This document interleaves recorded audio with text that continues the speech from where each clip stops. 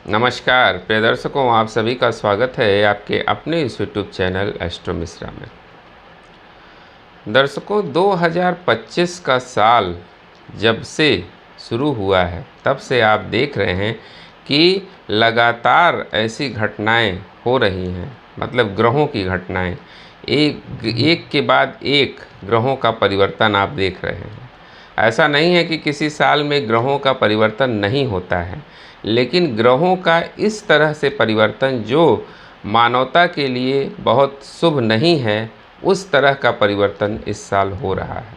2025 की शुरुआत में ही आपने देखा कि शनि का परिवर्तन हुआ, फिर उसके बाद राहु केतु का परिवर्तन हुआ, फिर मंगल केतु की युति बनी, फिर उसके बाद अब इसी क्रम में आप देख रहे हैं कि सूर्य और केतु की युति 17 अगस्त से बन चुकी है।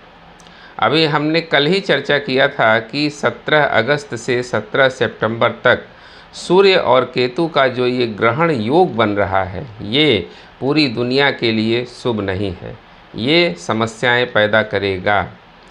अब इसी क्रम में हम बात करते हैं कि हमने कल बात की कि देश दुनिया में इसका क्या प्रभाव होगा।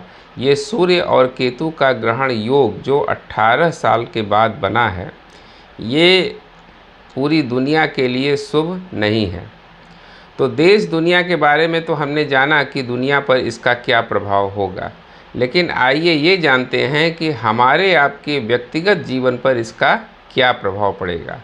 यानी राशियों के अनुसार अगर हम देखें तो किस राशि के लिए ये ग्रहण योग शुभ नहीं है और किन के लिए ठीक है। वैसे तो ग्रहण योग किसी के लिए शुभ नहीं होता है, चाहे वो किसी भी भाव में बने। कुंडली के 12 स्थान होते हैं, 12 में से अगर किसी भी स्थान में ग्रहण योग बनता है तो वो बहुत अच्छा नहीं माना जाता है। लेकिन कुछ खास भावों में, जैसे कुंडली का लग्न हुआ, यानी कुंडली का फर्स्ट हाउस लग्न हुआ, अष्टम हुआ, द्वादश हुआ, ये सब घर में जिन अगर ये ग्रहण योग बनता है तो ये शुभ नहीं माना जाता है। वैसे तो अच्छा कहीं भी नहीं है बनना, लेकिन इन 3 घरों में जो है लग्न में बन जाए, अष्टम में बन जाए, द्वादश में बन जाए तो ये बहुत अच्छा नहीं माना जाता है।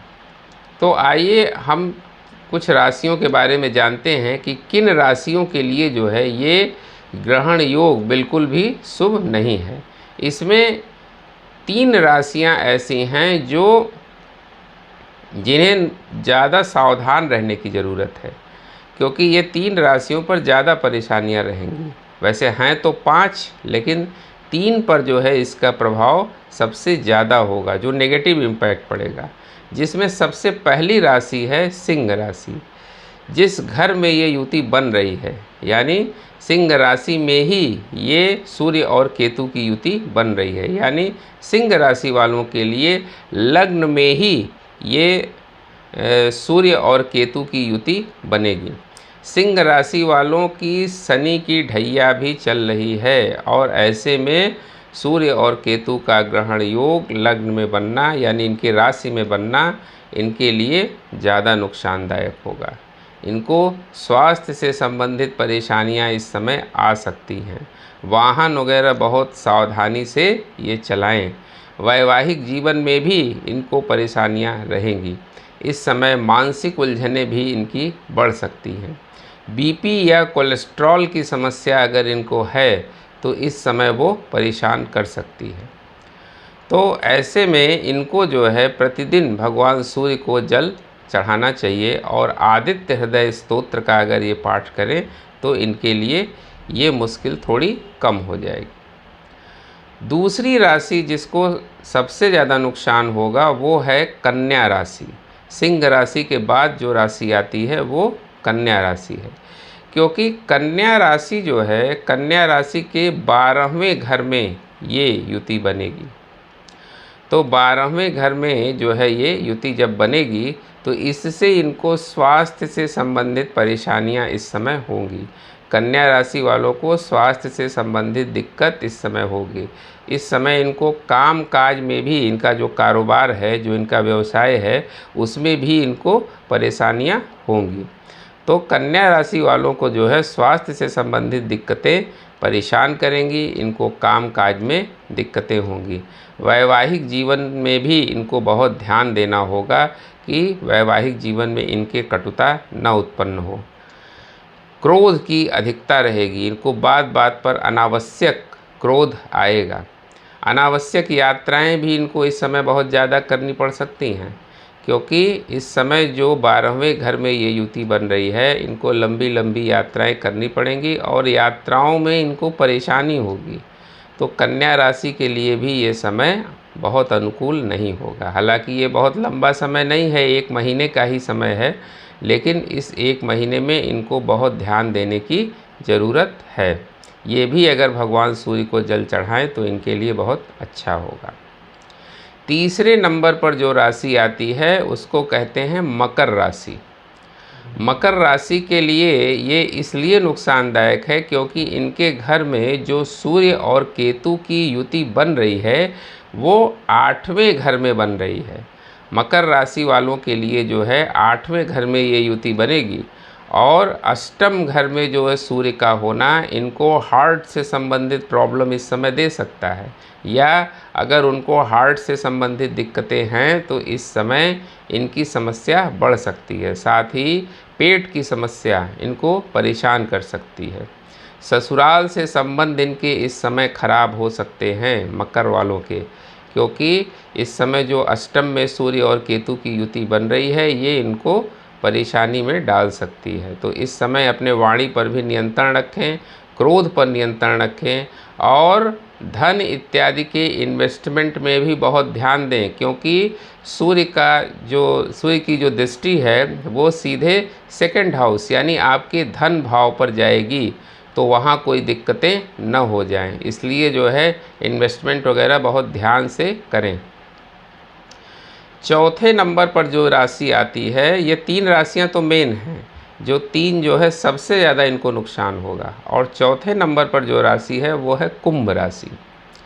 कुंभ राशि के 7th हाउस में ये युति बनेगी, यानी सूर्य और केतु की जो युति है वो 7th हाउस में बनेगी। इससे इनके सेहत में दिक्कतें होंगी, इनको सेहत परेशान करेगी, क्योंकि इसकी सीधी दृष्टि लग्न पर जाएगी और इस समय जो है इनकी सेहत बहुत अच्छी नहीं रहेगी। इनको जो है सर में दर्द वगैरह भी हो सकता है। तो कुंभ वालों को जो है वो सेहत में दिक्कतें, सर में दर्द की समस्या हो, इल्यूजन की स्थिति, इस समय भ्रम की स्थिति बनी रहेगी। काम काज भी इनका इस समय बहुत अच्छा नहीं चलेगा, इस समय इनको दिक्कतें रहेंगी। तो इसलिए इस समय बहुत ध्यान देने की ज़रूरत है कुंभ राशि वालों को भी। इसके बाद जो 5वीं राशि है वो है कर्क राशि। कर्क राशि वालों के 2nd हाउस में ये युति बनेगी, यानी सूर्य और केतु का जो संबंध बनेगा वो 2nd हाउस में बनेगा। और 2nd हाउस में जब ये बनेगा तो इनको भी सेहत की परेशानी हो सकती है। इनको सेहत की समस्या 2nd हाउस में सूर्य और केतु की युति यानी ग्रहण योग जो 2nd हाउस में बनेगा, इनको सेहत से संबंधित दिक्कतें, वाणी से समस्या, इस समय कोई ऐसा स्टेटमेंट वगैरह ये दे सकते हैं या किसी को कुछ ऐसा बोल दें जिससे ये विवाद के घेरे में आ सकते हैं। तो इसलिए अपने इस समय वाणी पर बहुत नियंत्रण रखें। गलत इन्वेस्टमेंट से बचें। इस समय जो है ऐसा कोई इन्वेस्टमेंट ना कर दें जिससे जो है लंबे समय में पछताना पड़े। इसलिए इन्वेस्टमेंट जो है वो बहुत सोच समझ कर करें, क्योंकि धन हानि की आशंका कर्क राशि वालों को सबसे ज़्यादा है। इस समय इनको पैसे बचाने में बहुत दिक्कतें आएंगी। इस समय ये पैसे को बचा नहीं पाएंगे। पैसा भले ही इनके पास आएगा लेकिन पैसा ये बचा नहीं पाएंगे। इस समय इनको पैसे बचाने में बहुत दिक्कतें होंगी। तो ये 5 राशियां थीं जिनको जो है ये सूर्य और केतु का ग्रहण योग बहुत ज़्यादा दिक्कतें देगा, जिसमें 3 राशियां जो है वो सबसे ज़्यादा परेशान रहेंगी। पहली है सिंह राशि, दूसरी है कन्या राशि और तीसरी है मकर राशि। तो इन 3 राशि वालों को दिक्कतें ज़्यादा होंगी। कुंभ और कर्क वालों को भी परेशानी रहेगी लेकिन उससे थोड़ी कम रहेगी। बाकी की राशियों के लिए भी बहुत अच्छा नहीं है, लेकिन ये है कि इतनी ज़्यादा परेशानी इनको नहीं होगी। इसलिए हमारी सलाह ये है कि जब तक ये युति है अगले 1 महीने तक, तब तक जो है आप प्रतिदिन भगवान सूर्य को जल चढ़ाएं और आदित्य हृदय स्तोत्र का पाठ करें या सूर्य के मंत्र ओम घृणिम सूर्याय नमः इस मंत्र का जप करें। इससे क्या होगा कि जो ये सूर्य ग्रहण का नेगेटिव इम्पैक्ट है ये आपको परेशान नहीं करेगा। और सूर्य ग्रहण का जो ये बना है ये तब ज़्यादा परेशान करेगा जब सितंबर के महीने में चंद्र ग्रहण और सूर्य ग्रहण दोनों पड़ेंगे, और वो इसी बीच पड़ेंगे। ये जब 17 सितंबर के पहले ही जो है ये दोनों ग्रहण पड़ेंगे और उस समय परेशानी सबसे ज़्यादा होगी। तो ये आप प्रिकॉशन अभी से लें, जिससे जो है आपकी परेशानियां थोड़ी कम हो जाएंगी। उम्मीद करते हैं दर्शकों हमारा ये वीडियो आपको ज़रूर इन्फॉर्मेटिव लगा होगा।